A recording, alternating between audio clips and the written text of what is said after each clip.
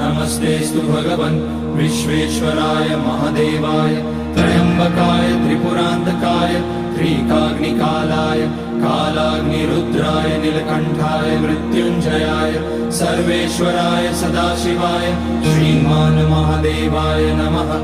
ॐ नमः शम्भवाय च मयोभवाय च नमः शङ्कराय च मयस्कराय च नमः शिवाय च शिवतराय च।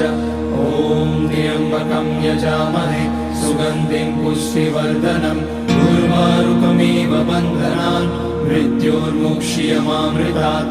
नागेन्द्रहाराय त्रिलोचनाय भस्माकराय महेश्वराय नित्याय शुद्धाय दिगम्बराय तस्मै नकाराय नमः शिवाय। मन्दाकिनी सलिलचन्दन चर्चिताय नन्दीश्वर प्रणतनाथ महेश्वराय